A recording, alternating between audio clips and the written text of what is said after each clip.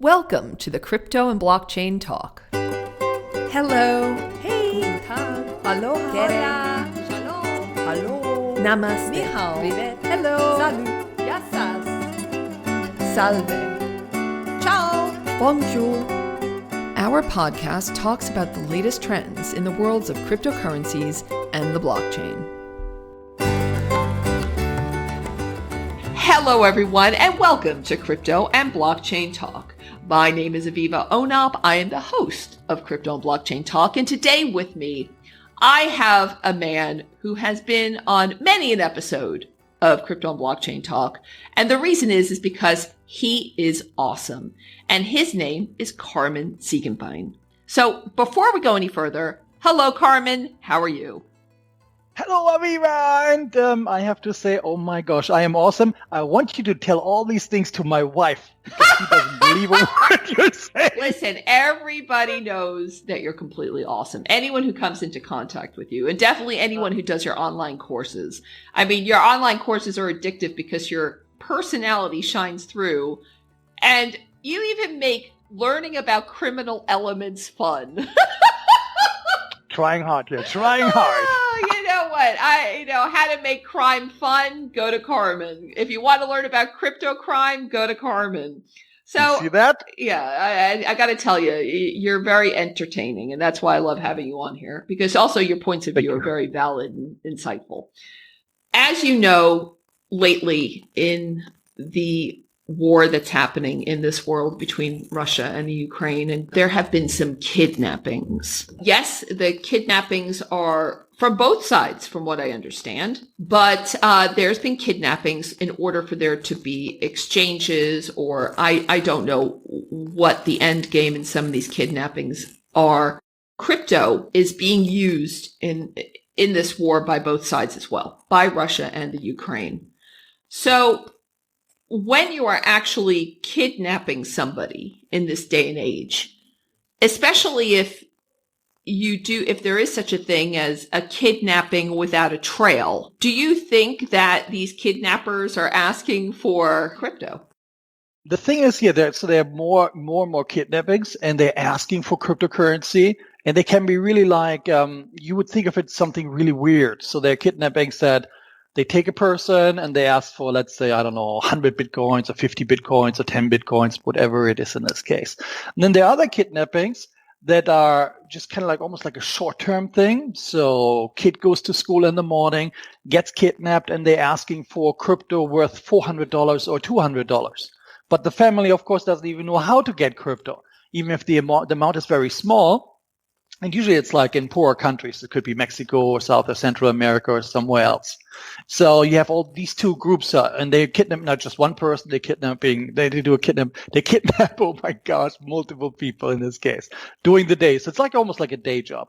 And crypto is more and more used. So they use it for kidnappings and ransomware, of course. So if somebody, gets ransomed with that, then they use crypto, and they want crypto in this case to get the keys back. So, and what companies should do, companies should have cryptocurrency. So cryptocurrency handy when there is, for example, a ransomware attack, or when there is a kidnapping, so that they are being able to pay. Otherwise, they're going to hire somebody that does the negotiation or gets the funds. So pretty much exchanges and tries to get as much crypto together so that they can make the payment or partial payment in this case. Now, it all depends also, of course, now when you have a private person who can, if you think about it, who can afford actually really having a lot of crypto at home. The average person, probably not. Maybe they can have $1,000 at home or so in crypto. So for the average person, it's probably a no-go thing. But people getting that crazy already that they also kidnap people that don't have a lot of money. So the answer for all of that is pretty much, I have no clue. So best thing is for companies, get crypto and get set up, have multiple accounts where you have crypto assets. So that's a thing, and have also some in cold storage so you can move it around quick and establish your accounts there. The other thing is for private people, have some crypto too, but for private people, or for, let's say, people like you and me, average Joes, that don't have a lot of money, the chances for us be getting kidnapped in Florida or in England or wherever is probably pretty small. Not that big. If you're in Mexico or South or Central America, even if you don't have a lot of money, you still have a good chance to get caught. I was watching a segment which had to do with the Congress and the Senate committee talking about, because there's going to be some new regulations and legislation around cryptocurrencies coming out shortly. And they had on MSNBC, which in my opinion, one of the biggest jokes in the world, they had this guy who came on. I don't know where they got this guy from, I don't know what hole he crawled out of, but this guy was a quote unquote crypto expert. And believe it or not, what came out of his mouth was the following. He said, the reason why no one needs to be worried about crypto being used in today's world is because it's very easy to trace. It's easy to trace people. He was basically saying it's very easy to trace people who use Bitcoin and that they can't hide under a rock because you can trace crypto payments. And I just stared at this and I replayed it. I kept staring at it going, who is this mental man? I was like, he doesn't know shite. Who was he? Oh, I'm gonna find it. But first I'll even send you the clip.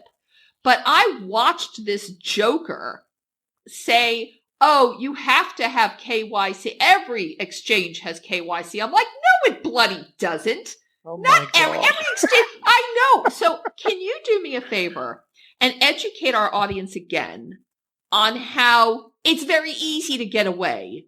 I mean, that's the reason why kidnappers want to use freaking cryptocurrency, because you can get away with it. Can you explain that, please, again, while I find the clip? Yes. So now to the audience. If you use crypto, you can be tracked and traced easily. Your life is over, and this is it. No, I'm just kidding. No. No way. So with crypto, so we have two things. And now you guys, for the ones that don't have really too much idea, a big idea about crypto, so we have everybody knows Bitcoin, we have Ethereum, and then we have Binance. So the blockchains that are most used or that have the highest usage is actually Binance. So the Binance Smart Chain is the one that is pretty much used the most right now. That has the most transactions in there. And then it's followed by Ethereum. But Ethereum is pretty much like, I think, halfway there. And then Bitcoin is the lowest. So for Bitcoin really is something we just use for transactions, okay? So we can give you Bitcoin and then you give me something, for example. Now, Ethereum is different. Ethereum, like for the old guys, if you are one of the people who had the first iPhone or so, it's apps. It's really everything around apps. So it's not just something to do a transaction. It's more like that I can build apps around it. And that can transactions, for example, for all sorts of things, for different kinds of tokens, utility tokens, stuff like that. Now, so we have these two. And then the third one that we have is then the Binance Smart Chain. Binance Smart Chain, pretty much just a fork of Ethereum, and then really like prepped up with low transaction fees. Okay. Now, when we look at all of them, we can buy them at a centralized exchange. There are two places of exchanges. And we call this, in my business, we call it an on-ramp. So there's an on-ramp and an off-ramp. The on-ramp gets me from fiat into crypto. The off-ramp does the opposite, gets me out of crypto into fiat in this case.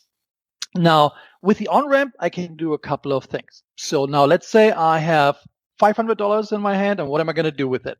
So I can go to two different places right now. Actually, there are three, but let's just try two as first. So we have a centralized exchange, and the centralized exchange is pretty much a company where you can buy crypto assets, and they usually have KYC. It means know your customer. So Coinbase is, for example, one. Kraken is, for example, one. So you go there, you have to show your driver license. Some of these exchanges want to have a video even right now where you have to meet with people and you have to show your driver license and do all sorts of nonsense there. But it's KYC, so know your customer. Now, on the other side, you have a decentralized exchange. So in a decentralized exchange, you usually go in with crypto itself. So you put crypto in, so you have already crypto, and then you put it in there and you pretty much go from there. But here comes the but. And you can apply this even if you think now Ukraine and Russia. They say in Russia, for example, they cut all the ties. And some of the exchanges, of course, don't. And they don't because they it's all about money and revenue that they're making. But if we think about, for example, how would a Russian, for example, get his hands on crypto right now? I can't go to an exchange. I need some crypto to do, for example, a decentralized exchange. So how would I actually do this? So and the way to do this is kind of simple, actually. So you can go to lots of different places. So, and I looked today through if there's anything new out there. So HODL is an old one. So if you have time, you just go to HODL, HODL, HODL again, HODL.com. So you just 2 times HODL.com. And these are places where you can buy cryptocurrency locally. So I can buy them in Russia. And in these places, I have my on and my off ramp. So it's pretty much a peer-to-peer. I, for example, Aviva sells me crypto. I sell or something back, whatever it is. And I can pay with different things. I can pay with fiat, which is money, so dollars, rubles, whatever I have. But I can also pay with Amazon gift cards, iTunes cards, all sorts of other stuff. And there are other ones too. There's local cryptos, there's PaxPay, then Binance. So Binance, for example, is a little bit of a, so if we think about like, we talked in the beginning about centralized exchange. So it's a centralized Binance for the US, for example. But then there's also Binance has different products, and there's a P2P, for example, Binance. In that place, for example, Russians can get on, meet with other people, and do a peer-to-peer exchange. So local coin swap and some other ones. So, and the way it works, I find a person, this is not just on these apps here. I find a person that is in, let's say, in Russia. And then I look how much money he wants. So I have fiat right now. Let's say I have, 5 ruble, which is, I think, 110 million ruble or something like this. So I have 10 million ruble and I need to get rid of it and I want to have crypto. And so what most of the time, or not all the time, what often happens is that I pay more for my crypto. So let's say Bitcoin, and I got to lie, I didn't look today. Now I'm going to pay most often, if I'm now in Russia, I could pay anywhere between 47,000 US dollars to maybe $90,000, or maybe almost close to $100,000 for one Bitcoin in this case. But I can also go to other marketplaces and I will find actually that I can get Bitcoin cheaper. Okay. Everybody's still following me here. Okay. Now, when we think about it, why would somebody buy Bitcoin for more money that it's actually worth? And that's, of course, now if you do A, money laundering, or B, if you can't get it anywhere. So a Russian that wants to, oligarchs that needs to exchange their money into crypto, they will use that path. Now, on the other side, and this is, again, an easy one too, if I go to some of these apps or some of these providers, these decentralized providers, then I can, for example, go there and say, okay, I have crypto now and I washed it, or I'm just a regular Russian that has crypto, but I need now ruble, or I need dollars, or whatever, or yen, or whatever it is. And then I go there and I say I have Bitcoin, but I can't really get rid of it. I can't transition it. So that's my off ramp. I can't bring it over from my crypto into fiat, so into real money that I have in my hand now in this case. So let's say I need ruble. So in this cases, I say now, what is the incentive for somebody to buy crypto, to buy one Bitcoin from me for 41,000? When somebody else I can go to an exchange and buy it. Why would I go to this dude? So there's no incentive. So in this case, he's going to sell it to me for 23, whatever. I get it dirt cheap. Now don't come into any ideas because some of them will cheat you. Okay. Just a heads up on it. So, but this is how you can get crypto cheaper than the actual market value is there. So of course, now if somebody says later on, knocks on your door, the FBI says, hey, how you doing, man? And then you're going to have like maybe a few problems. But in any case, that's how it works initially. Now, and this is not looking at street dealers or so. There's still also street dealers out there that will do an exchange. And it's kind of like the same mechanism. So it's like the on-ramp and the off-ramp that we have here. The on-ramp, again, most of the time I pay more for crypto, but in some cases I actually going to pay a lot less for crypto.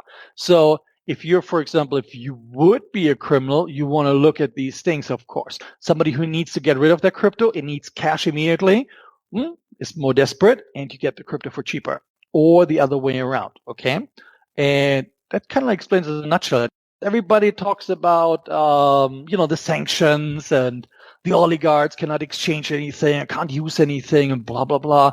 So And I have a couple of things here. So, for example, when I look at the European one or an American one, N26, for example, you can still use to make payments to buy kind of like illegal or, under the floor some crypto. Revolut you can use. You can use Zelle. You can use PayPal. So there's a whole bunch of stuff you can use. And then, of course, you have also the, Russian bank or Russian fintech, Tinkoff, Alpha Bank. And there's a whole bunch of stuff out there that's still being used. And the coins, when I look today also what Russians, for example, get right now. So BNB, then USD, and they're looking, of course, Bitcoin, and then also Zcash. And Zcash is the one where people say, oh, we can't really trace that too much.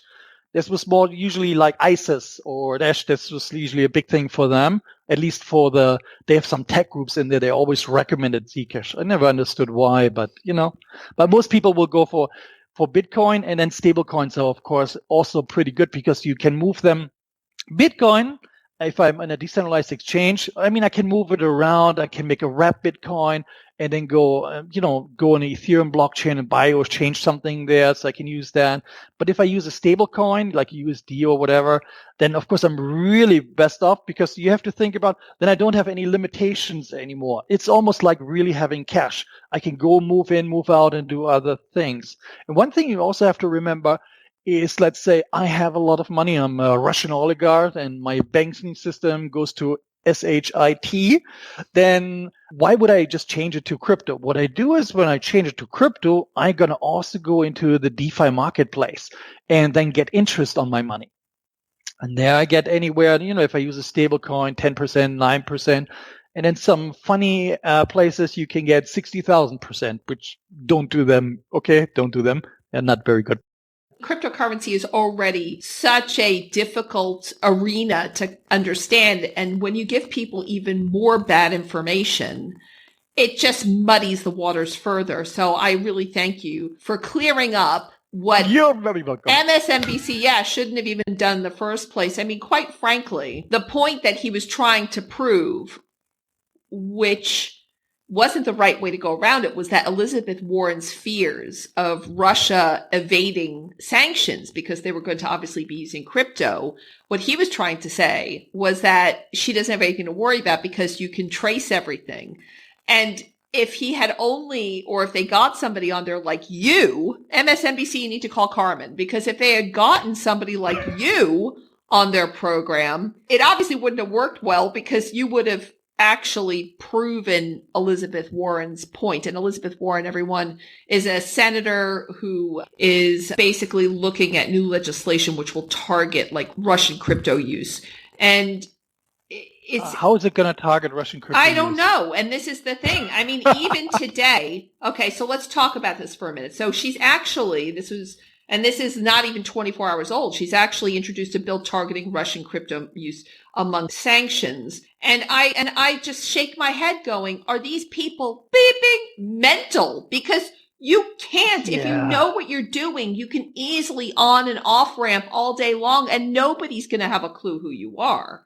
So I don't even understand things you can do, this. You know what I'll do, everyone? I'm going to put a link to this article so that people can also read some of these articles. And hopefully I'll also find the clip from MSNBC. The White House has just, in case people don't know, and we'll talk about that in a moment, Biden signed this order on cryptocurrency. Even though this bill that Biden signed is not yet available on the congressional dossier, what they're asking for is the White House, is asking for, is for a report to be assembled on all crypto service providers that have any affiliation to Russia or Russian citizens. And thank you. Do you know how stupid that is?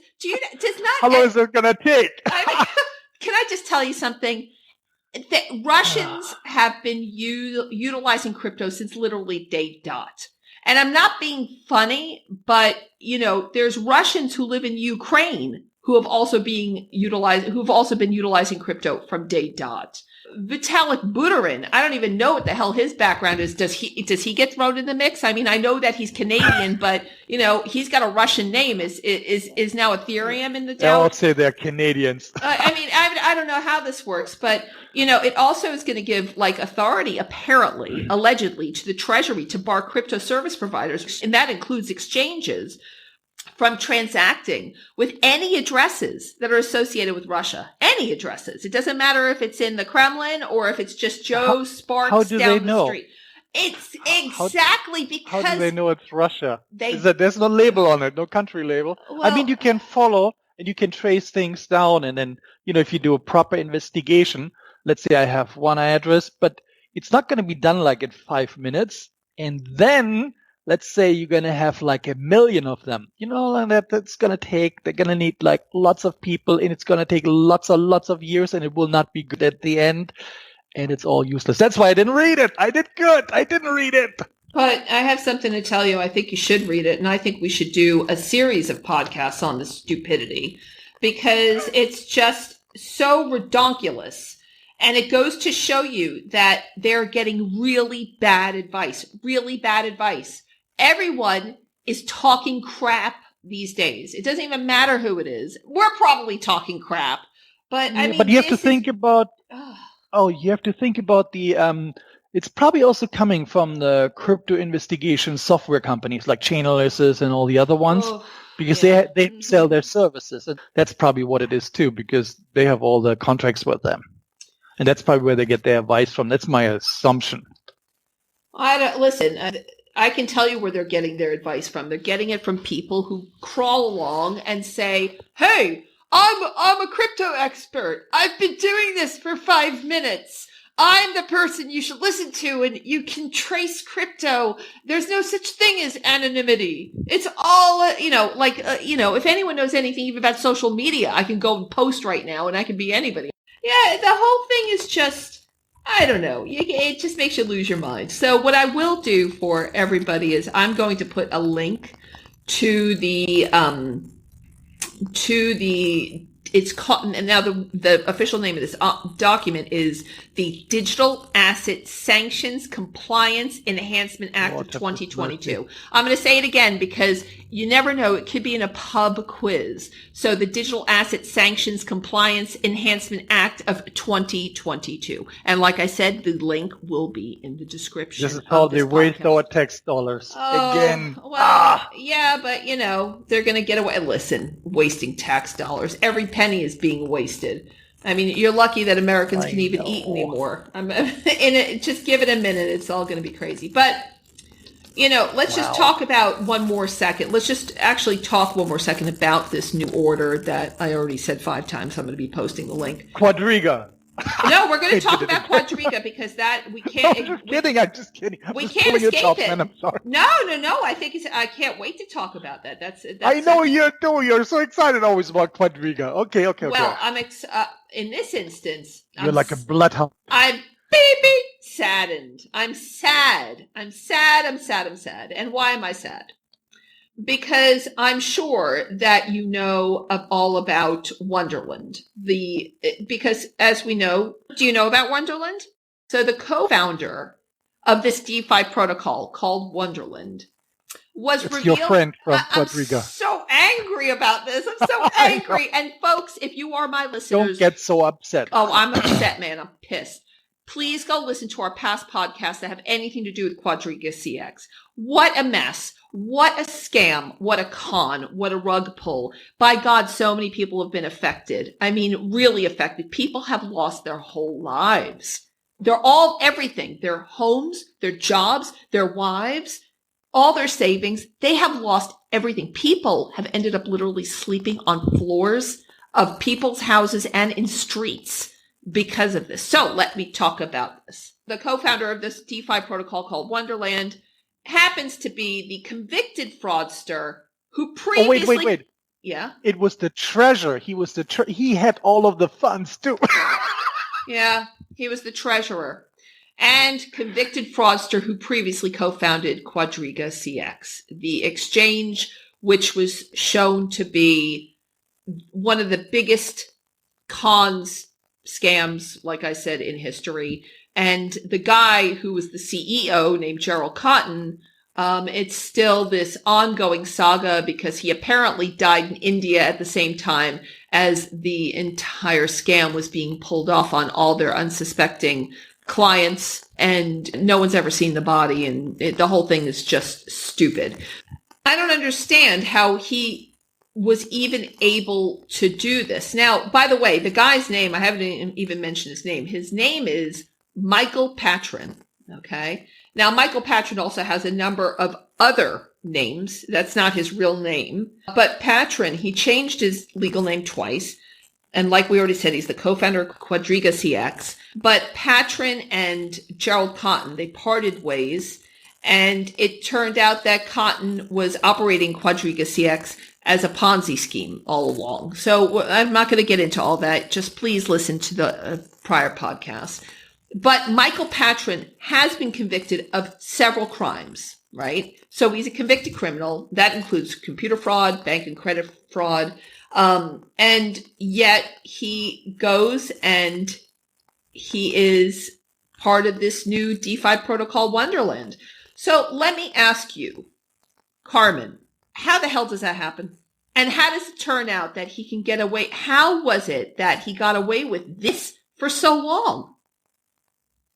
I have to say, I mean, it's like the other dude, the co-founder that you have at Wonderland, you can really blame everything also on him because he's not an idiot. He knew already who he's talking about. And then you have to also blame the crypto industry itself.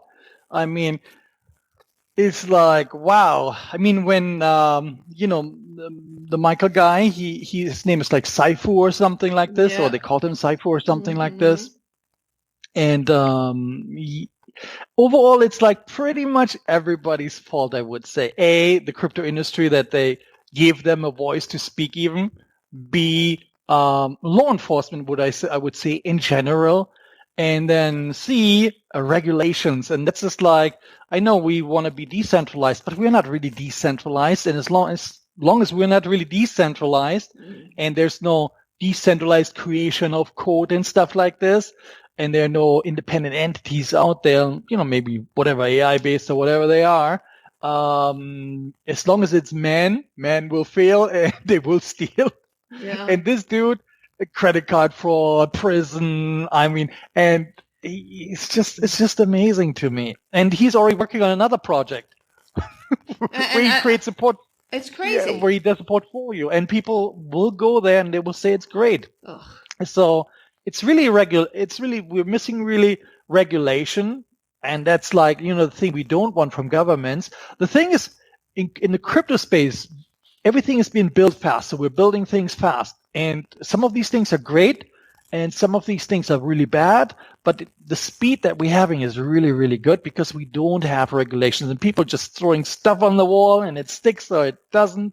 But then, of course, you have a lot of these bad actors in there. The problem is even really when we let them keep doing these things. This Michael guy, he shouldn't be doing any crypto anymore, shouldn't be on a computer anymore. No. And same goes for the other co-founder of that stupid Wonderland thing. I mean, and then there's a lot of more other stuff out there. There are insurance companies out there. So that's saying, for example, think of an insurance company, a crypto insurance company that will say like Nexus or so that says, oh yes, we insure your loss. If you invested into a DeFi project or whatever, and you lose your money, we will give you money back. And it's like, how the hell are you doing this? I mean, if there's something big happen, you don't even have the funds to pay everything, It's the same thing. People are saying, wow, there's insurance up there. It's so great. And finally, but crypto is risky. That's what it is. And that's what it will be probably for a long time.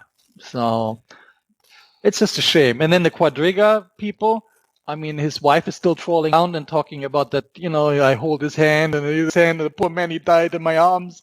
And it's like, okay, where the hell is his body? I mean, like, my gosh. Yeah. Yeah, she's still holding his hand, I'm sure. I know. And he had Crohn's disease.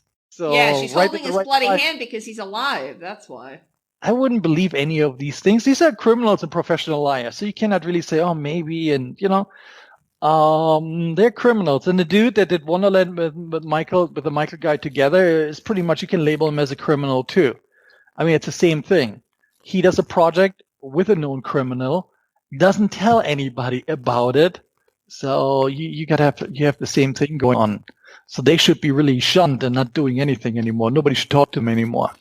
We're sitting here 1 minute and we're saying, listen, you can hide behind anonymity in doing transactions.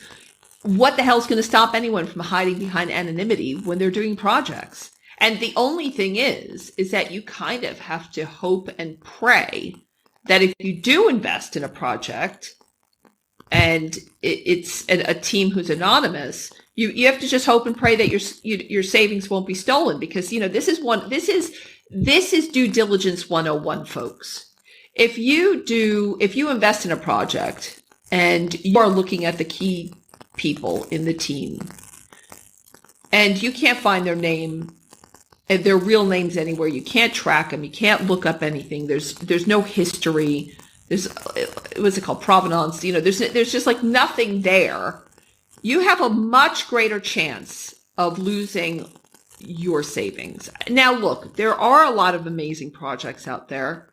You see, I'm so full of contradictions today because there's a lot of amazing, there's a lot of amazing projects out there where the people are anonymous for a number of reasons, which are probably valid and all probably have to do with paying taxes or breaking laws, which the SEC probably won't like. And they're dealing with American citizens or with Russian citizens or citizens from Mars, who the frick knows. But the whole point, I guess I'm saying, is that, you do have to be careful. You still have to do your due diligence. You still have to look into absolutely every facet of everything that you do before you jump. You just can't guarantee anything really when it comes to the cryptosphere, because we've also seen projects where people have put their names to them and there's been rug pulls, and how they get away with it, I don't know. I mean, one of the biggest ones we all know is Ruya Ignatova from OneCoin. I mean, she's still how the hell she's still free? That's one of the biggest scams. I love how you laugh in the background. One of the biggest scams in history, and she's sailing around the world. How the hell they can find a Russian oligarch's yacht in the middle of nowhere, but they can't find Ruya Ignatova's yacht? Go ahead and explain that one to me. I cannot, because it's all baloney. These people they're not really, they're picking the cases, and when they do the cases, they're not really doing it right. It's like, I don't know. I don't even know the whole world is a mess, and this is all a mess too. So on one side, you have cryptocurrency is going to be great. I think I'm loving it. So it's really the best thing since sliced cake. On the other hand, people need to understand that it's super high risk and there's no low risk in there. It doesn't matter what they pick. If they pick Bitcoin, super high risk. If they pick Ethereum stuff, super high risk. Same with Binance, same with everything. No insurance can save them, nothing. You put $1,000 in there, you just write it up and say it's lost money. If I make something, good, but if I don't, I don't. Over $300 million was stolen. Yeah, the wormhole hack. Yeah. And it's so massive. Yeah, it's DeFi's second biggest hacking ever. So, we're talking like over $300 million, right? It's the largest attack to Solana, yeah, which is Ethereum's biggest rival. And it's the one that people are starting to put NFTs and their DeFi systems on, because people are really liking a lot about this blockchain, and it has mainly to do with gas fees and transaction time. But it sucks. It does suck. Well, obviously it sucks because it just had a 300. Well, not just, but a month ago had this like $300 million hack. And I almost call it a hack. If you think about it, what they did is they pretty much just changed a little bit of the code, just a teeny bit, just one line, and that was pretty much it. So they kind of, I think more of it, they used the system. I don't even think it's not like a ransomware hack or stuff like this. I think more of it's like they used the system. They just really screwed up big with their code and were just too damn lazy. And this other dude, he came in and says, "Gotta go for it." So that's just my personal thought. I know this is probably not popular, what I just said, but it's just what I'm thinking. No, listen, it's not what you're thinking. It's what everyone is thinking. But you see, the really weird thing is that like crypto theft has hit this like all-time high in 2021. And it's obviously continued. It's not slowing down. I'm actually the crypto theft is definitely on an increase. And by the way, this doesn't include the millions, which by the way, I just read an article, or I was reading some threads in some places, even now, for donations for the Ukraine, it's something like over 100 million in crypto donations that are being given in the name of Ukraine are never going to be reaching the Ukraine. They're going to fake accounts, folks. You are donating to people who either don't exist or organizations that are shadows. People are just not careful. They don't even know where the hell they're sending their crypto. And in 2021, there was 3.2 billion US dollars in stolen crypto, right? 72% of that was stolen from DeFi platforms. It's up what am I on about? It's up 516% from 2020.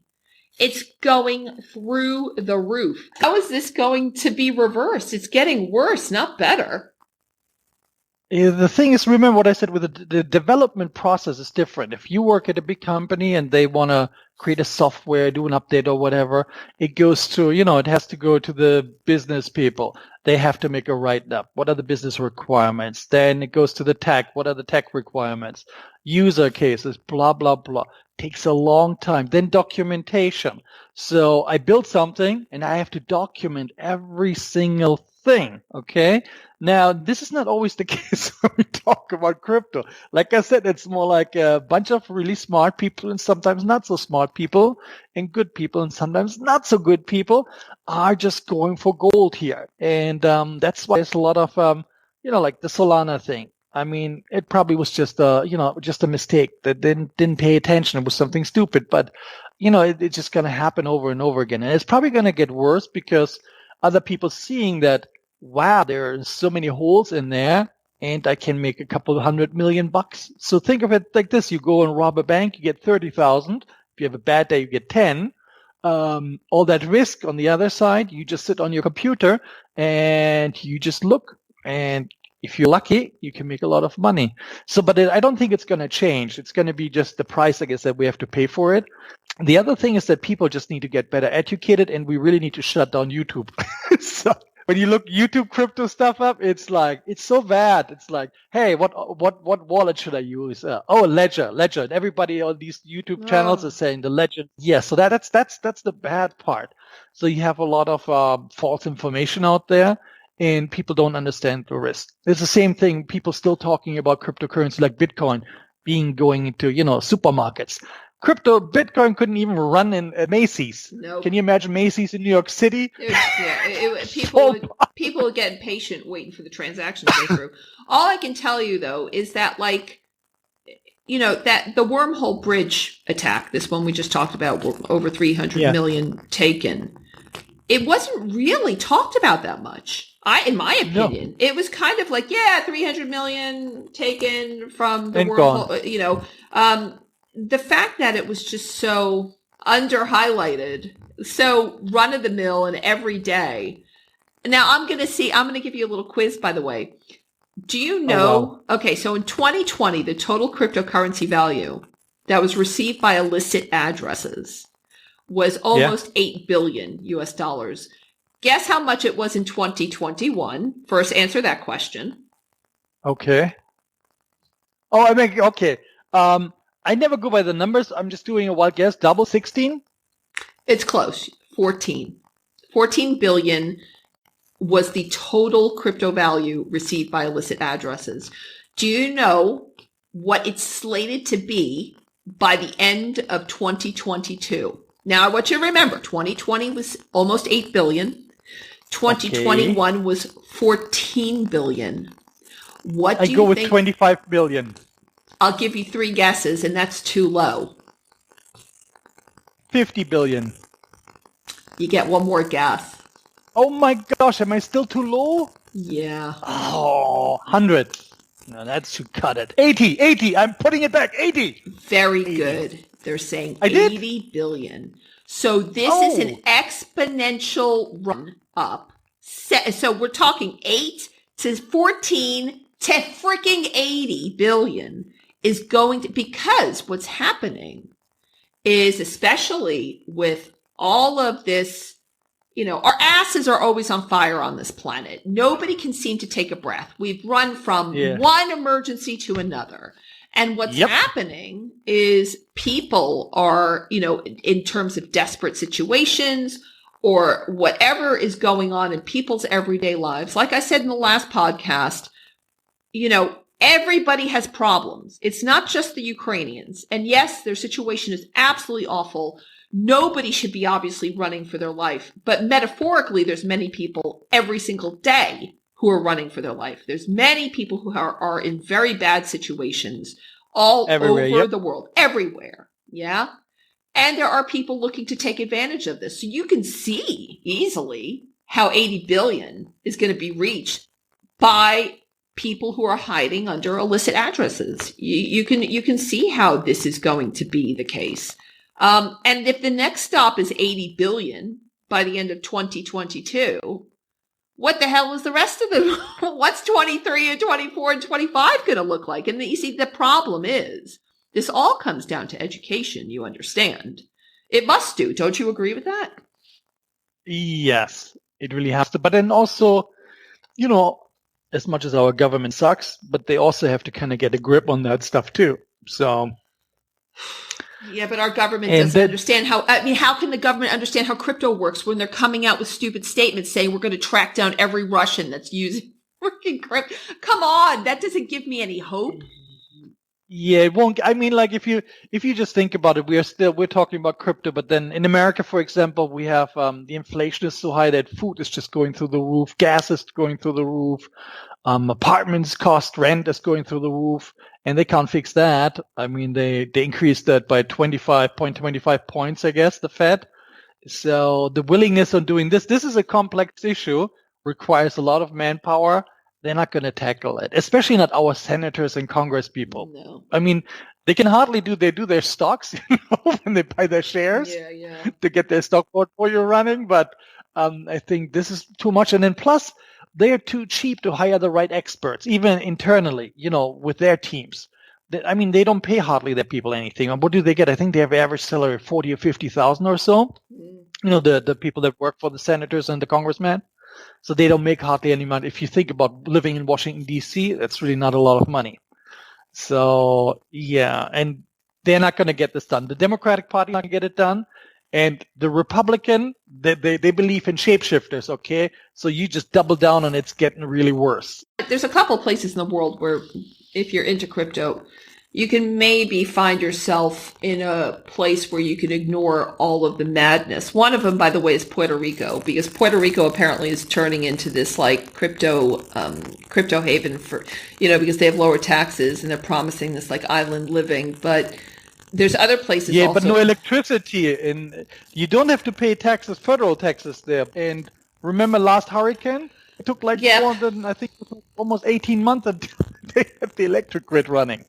Now, I'm a very positive person. And yes, many things that we talk about here may make me look like the eternal pessimist. And I understand. Say something positive. I understand. I'm always saying positive stuff. You know what I am. I'm a positive person. My glass is always half full. But I want to talk about something now that's a little bit more distressing. And really? Yeah, I know you don't like it either. But I have to address the elephant in the room. And it's a big elephant. It is? Yeah. Oh gosh, and I didn't even see it. What is it? Well, let's just say there was a nuclear war. Yeah. Oh, there was? Let's just say we were about to enter into one. Well, you kind of need electricity to get your crypto. Helps. Right? Yeah, it helps. Helps too. And, the electromagnetic pulse that comes obviously from a nuclear bomb is enough to take out all electric, depending on the country, for a great number of citizens. And it obviously, it depends upon the city and it depends upon the bomb. But there's also bombs which basically can be used, which are apparently not as deadly as the generic nuclear bomb, but there's these EMP bombs that they can use, which will obviously knock everyone off the grid. And of course, information is power, and also information is, power is power. And a lot of people do all of their work and banking and everyday living and health management and God only knows what through the internet.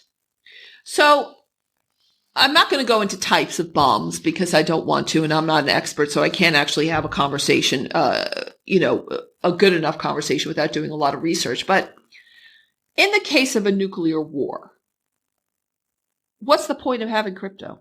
Well, it depends where the war is. So if you think about it, let's say it's probably not going to be all of America destroyed. It's going to be a few areas, and the rest will have electricity.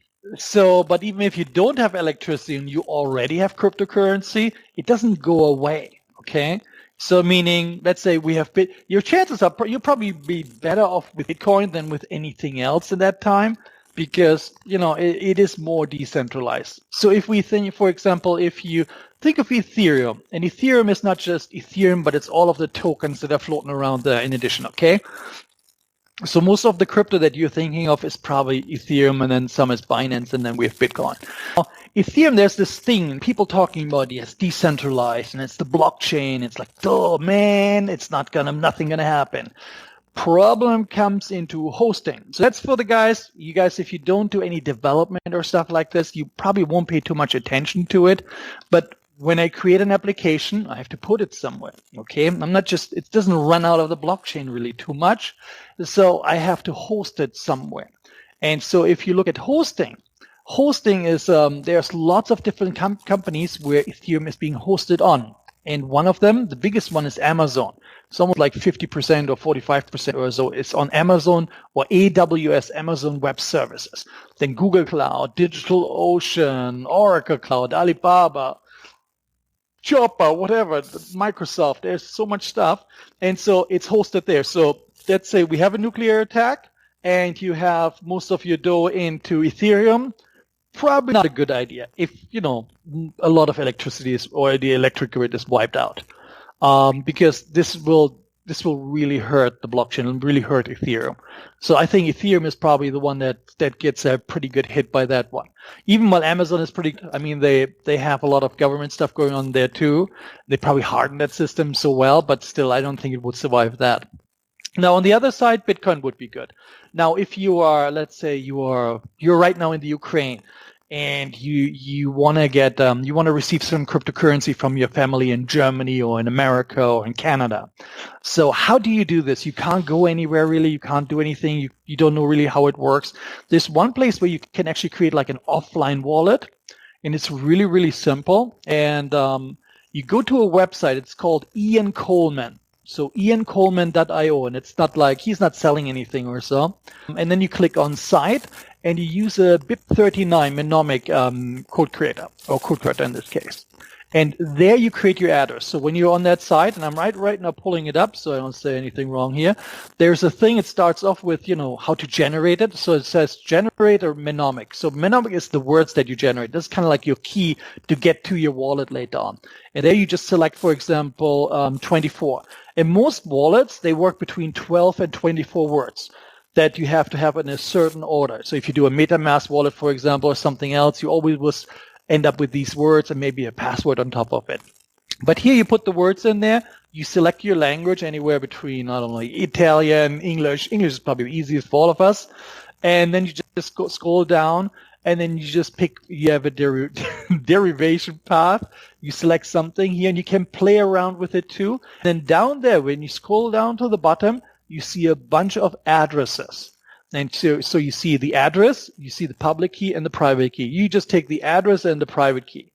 Take the whole thing. But then later on, you're going to share the address. So with the private key, you can always get into it. Okay, that's number one. And then the words. And you keep the words, okay? The words that you get. In my case, I selected generate 24.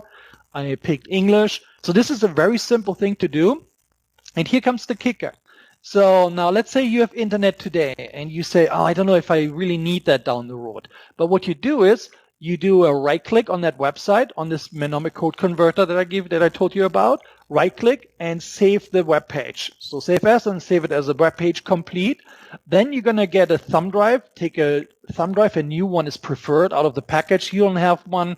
Don't worry about it. Just wipe it, and you're probably not going to be able to really wipe it. Just wipe it. It's going to be all right. All right. Then you're going to put this file on it, this web page complete. And then later on, when you don't, let's say you don't have any internet anymore, okay? So no internet, you're in the Ukraine, there's no internet, but the computer still works. You hook it on the battery, whatever you do. You put that thumb drive in there, okay? You open up that page, and you can run it offline, okay? Run it offline. pretty much do what I just told you. And then you take your information, your address information that you have in there, and you're going to share the address. You can share that address with your friend or your family in, like I said, in any other country or wherever they are. And this address, nobody will know this address because it has not touched the blockchain yet. So it's really offline. Nobody will know this. So as soon as the first transaction comes in, then they will pretty much know. Then it appears on the blockchain. And that's the easiest way you can do this. So that's what I would really, for the ones in Ukraine, they're thinking about cryptocurrency maybe later, that's an easy way to do it. Don't buy yourself or get yourself a hardware wallet, especially not a Ledger. Ledger is the absolute worst. And the Trezor is wonderful, but it's not safe either. So don't do this. So don't do that stuff. In this situation where half the world is still, operating, do you think that at this time crypto would be very relevant? Because I'm not being funny. What other medium of tender will there be? And will it matter at that crypto, point? The thing is, yes, so I don't know, you remember Chernobyl? Like in Europe, people, when it happened in Western Europe, they couldn't go outside. They couldn't go outside when it rained. And that was just Chernobyl. So now if you think about this is going to happen, yeah, the guys in South America, in the African continent, South Africa and all these countries, Australia, they're probably better off for the next 10 minutes after that. But as something for transactions, yeah, I mean, crypto would be the way to go. Probably Bitcoin or, whichever one is surviving it. Let's say it like this. So Ethereum, I probably would not put my money on that one. I probably would put my money on Bitcoin in this case. Well, but of course, now you have to think about the transactions. That's the problem with it. So if Binance would survive, then I would put my money on the Binance coin, because Binance really, you can run a lot of transactions through it. Because if you think about Bitcoin, you can look at it, but it's not going to be supporting all of these things. So what I just said, ignore everything, guys, what you just heard, because it's not going to make the cut, because it cannot even survive Macy's in New York City. So you would have to pray that the Binance chain survived. That would be it. And then you have to think about the Binance chain is hosted also in different places. So if that survived, that's the big question. Yeah, I'm tending to think in a really, really horrible apocalypse. I'm really starting to think that crypto would be the way, if the earth could restart, that's the way it financially. And I know this sounds like a really weird thing to even talk about, but I think that's the only way. You're a downer. Huh? Yep, you're kind of a downer, a depressing person at the moment.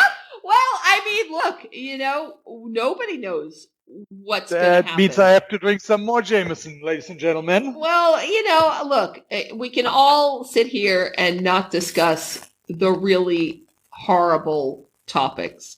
Of course I can do that. I can totally avoid that. But don't tell me for even 2 seconds you haven't thought about it. Yeah, but then the thing what I think about it when I think about something like this is, did I really get my favorite meals in on time before I die? Did I have all the drinks I wanted? Yeah, but there's no guarantee you're actually going to die. There's no guarantee. I mean, it's not like you are. I mean, you'd have to be within like a certain radius I don't know. I've never been in a nuclear war, but every person in Japan is dead. Yeah, but I don't know if I want to survive that. That looks like a lot of action here, okay? Well, and this all comes back to the reason why we have to all de-escalate the situation and why we all have to return to normal. And I don't even mean normal in the last year. I mean normal prior to COVID. I mean, everybody, can I just tell you something, what the elixir is to all of this? We seriously all need to take a break from all media. And we all need to just walk more, read more books, not even look at a computer.